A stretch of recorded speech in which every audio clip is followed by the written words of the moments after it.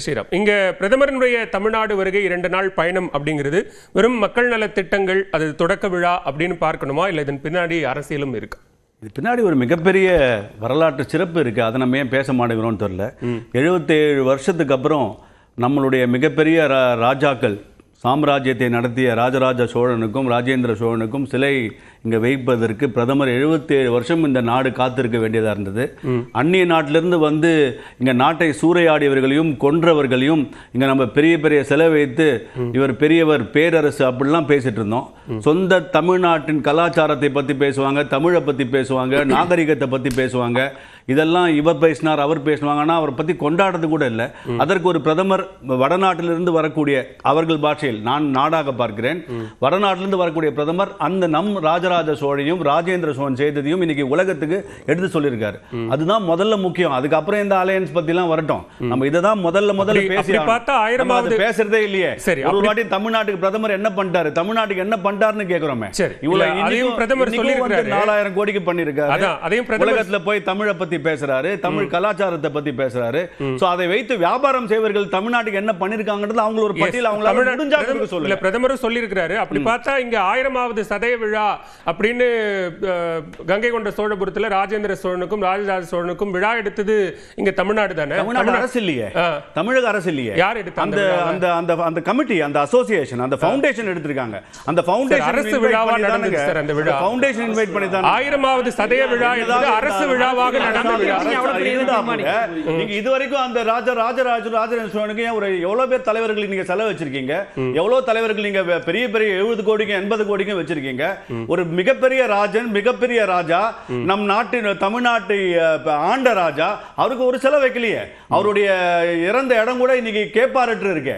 இதெல்லாம் தமிழ் பேசி தமிழை வச்சு வியாபாரம் பண்றவங்க. அதுதான் பாயிண்ட். இப்போ நீங்க வந்து இப்ப நீங்க இதே ஒரு கேள்வி இருக்கு. சிலை தொடர்பான அறிவிப்போ அல்லது தமிழ்நாட்டுக்கு இவ்வளவு செய்திருக்கிறோம், யூபிஏ அரசாங்கத்தை விட நாங்க தான் 10 ஆண்டுகள்ல இத்தனை கோடி ஒதுக்கி இருக்கிறோம் அப்படின்னு சொல்றதே தேர்தலை ஒட்டித்தான், தேர்தலை கருத்தில் கொண்டுதான் தமிழ்நாடு எங்களுக்கு கோர் கமிட்மெண்ட் அப்படின்னு பிரதமர் சொல்றாரு அப்படிங்கிற விமர்சனங்களும் இருக்கு. முதல்ல யூபிஏ என்ன பண்ணாங்க நாங்களும் 10 வருஷமா கேட்டுன்னு இருக்கோமே. நீங்க நாங்க பண்ணிட்டோம் அந்த லிஸ்ட் கொடுக்க மாட்டேன்றாங்களே. அது சிதம்பரம் ரகசியமா இருக்கு. இது தமிழ்நாட்டுக்கு பிரதமர் அரசியலுக்காக பண்ணல, தமிழ்நாடு மக்களுக்காக இந்த 14 வருஷம் என்ன பண்ணிருக்காருன்னு தான் நம்ம சொல்றோம். ஒன்னொன்னையும் வந்து ஒரு அரசியல் லாபத்துக்காக செய்வதில்லை. தமிழ்நாடு நாட்டுடைய பிரஜைகள், நாட்டுடைய மக்கள்னு பார்க்கிற ஒரு பிரதமர். அதற்கான பாயிண்ட் அதுதான் நம்ம முக்கியமா பார்க்கணும். நிச்சயமா இது வந்து அரசு விழான்னு வரும்போது நாட்டுக்கு மக்கள் நல திட்டங்களை அவர் வந்து இன்னைக்கு அர்ப்பணிக்க வந்திருக்கிறாரு. இதுல வந்து ஓபிஎஸ் அவர்களை பார்த்திருந்தாலும் அதுல நீங்க அரசியல் பண்ணுவீங்க, பண்றவங்க பண்ணுவாங்க. அவர்களை பார்க்காட்டாலும் இன்னைக்கு பாருங்க, அவருக்கு மதிப்பு இல்லையா, அவருக்கு இது இல்லையா அது இல்லையான்றாங்க. பிரதமருடைய ஒரு ஸ்கெட்யூல்ல அவர் டிசைட் பண்ணுவாரு யாரை பார்க்கணும் யாரை பார்க்க கூடாதுன்னு. நிச்சயமாக பார்க்காததுனாலேயே அவர் அவமதிக்கப்பட்டார்னு இல்லை. அதனால அவர் யாரை எப்பொழுது பார்க்க வேண்டும் என்று பிரதமருடைய ஆபீஸுக்கு தெரியும், பிரதமருக்கு தெரியும். நீங்க சொன்னீங்க அதே மாதிரி திரு எடப்பாடி அவர்கள் கோரிக்கையை கொடுத்திருக்காங்க, பல இதெல்லாம் சொல்லியிருப்பாங்க. அதெல்லாம் நிச்சயமாக பிரதமர் அவர்கள் திரு எடப்பாடி அவர்களுடைய கோரிக்கையை நிச்சயமாக அவர் ஏற்றுக்கொண்டிருப்பார். ஆனால் தமிழ்நாடை பொறுத்த வரைக்கும் திரு அமித்ஷா அவர்கள் தான் இதோடைய பொறுப்பு. அவர் என்ன செய்கிறார் என்பதை நிச்சயமாக பிரதமர் அதை கேட்பாரே தவிர, ஆனால் ஆலோசனை அனைத்தும் திரு அமித்ஷா அவர்களுடைய தலைமையில் தான் தமிழ்நாட்டில் தேசிய ஜனநாயக கூட்டணி நடக்கும் என்பதில் என்னுடைய ஒரு கருத்து. அப்படின்னா கூட்டணி ஆட்சி தான் தமிழ்நாட்டில் எப்பவுமே பின்ன இந்திய கூட்டணி மட்டும் கூட்டணி ஆட்சி இல்லாம தனியா திராவிட முன்னேற்ற நின்று வின் பண்ணுச்சு. அங்கேயும் கூட்டணி தமிழ்நாட்டில் சொல்றேன். தமிழ்நாட்டில் 2026 வின் பண்ண முடியாது. அதுவும் கூட்டணி ஆட்சி இல்ல. அது ஓகே. ஆனா இப்ப கூட்டணி ஆட்சியில யாரும் பங்கு இல்லையே. இப்ப சொல்லுங்களேன். இப்ப நீங்க திமுக கேளுங்க, இல்ல திமுக முதலமைச்சர் பேசுவோம். இல்ல யாரையாவது நாங்க இனிமே நாங்க ஆட்சிக்கு வந்தா திமுக நீங்க பார்த்து கேளுங்க. திரு ஸ்ரீராம் சொன்னதன் அடிப்படையில தான் நல்ல கேள்வி கேட்டீங்க. நல்ல கேள்வி கேட்டிருக்கீங்க. திமுகவை பார்த்து தலைமையை பார்த்து இல்ல கண்டிப்பா கேட்கலாம். அவர் நீங்க சந்திப்பை கண்டிப்பா வரக்கூடிய 2026 கேட்கலாம். கூட்டணிகளுக்கு ஆட்சியில் பங்குண்டா இல்லையா இல்லை என்று சொல்லட்டுமே. கண்டிப்பா கேட்கிறேன். இப்ப நீங்க அமித்ஷா சொல்வதன் அடிப்படையில தான் நடக்கும் அப்படிங்கிறதுனால நான் அந்த கேள்வி கேட்கிறேன். கூட்டணி ஆட்சிங்கிறதுல அமித்ஷா உறுதியா இருக்கிறார். நிச்சயமாக. அதாவது ஒரு விஷயத்திலையும் யார் யார் எதை பண்றாங்களோ அவர்களை பாஜக எல்லாரும் மூக்க நுழைக்க மாட்டார்கள். திரு அமித்ஷா அவர்கள் தான் அலையன்ஸும் இல்ல அலையன்ஸ் ஃபார்மேஷனோ எல்லா மாநிலத்திலும் அவர் தான் அதை ஏற்று நடத்துகிறார்.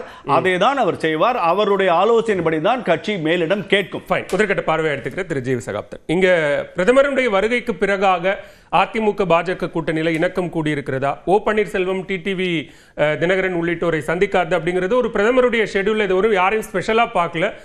விமான நிலையத்தில் வரவேற்பு அப்படிங்கிறத ஒரு லீடர் ஆஃப் அப்போசிஷன் அப்படிங்கிற முறையில அவர் சந்தித்து மனு கொடுத்திருக்கிறார். அதுவும் தமிழ்நாடு நலன் சார்ந்த மனுக்கள் தான். இதுல அரசியல் இல்லை அப்படின்னு சொல்லப்படுது. எப்படி பார்க்கணும்? இந்த புரோட்டோகால் ஷெட்யூல் அப்படிங்கிறத தாண்டி இவர்கள் இதுவரையும் செயல்பட்டதே இல்லை அப்படிங்கிற மாதிரியான ஒரு டோனில் இது முடியுது. ஓபிஎஸ் உங்களை பார்க்கின்ற பாக்கியம் கிடைக்காதான்னு கேட்டார் அவர். எனக்கு டைம் ஒதுக்குங்கன்னு கேட்கல, ஒரு பாக்கியம் கிடைக்காதாங்கிற அளவுக்கு அவர் கேட்டிருக்கிறாரு.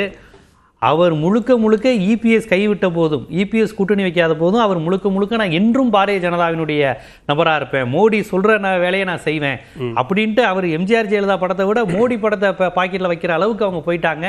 காவி வேட்டி கட்டிக்கிட்டே இருந்தாங்க, வாரணாசியிலேயே போய் தவம் இருந்தாங்க. இந்த அளவுக்கு ஒரு விசுவாசியாக இருக்கக்கூடிய ஓபிஎஸை பார்க்குறதுக்கு ஷெட்யூல் இல்லை, புரோட்டோகால் இல்லை என்று சொல்வதெல்லாம் ஒரு நம்புகிற மாதிரியான விஷயமா இல்லை. எனக்குன்னா ஏங்க ஓபிஎஸ் இபிஎஸ் கையை பிடிச்சி ஆளுநருக்கு தூக்கி வச்சாங்க, கையை தூக்கி காமிச்சாங்களே, வித்யாசாகர் ராவ் தூக்கி காமிச்சாரு, 2 பேரும் இணையிறாங்கன்னு. இது என்ன புரோட்டோகாலில் இருந்தது? ஆளுநருடைய புரோட்டோகால் அது, ஆளுநருடைய வேலையாது. ஏடிஎம்கேல இபிஎஸ் ஓபிஎஸை சேர்த்து வைக்கணுங்கிறது நடந்ததா இல்லையா? அதனால் இவங்க புரோட்டோகால் ஷெட்யூல் படி அதனால் ஓபிஎஸ்ஸை சந்திக்கவில்லை அப்படின்னு இவங்க சொல்வதுங்கிறது நம்பும்படியா கிடையாது.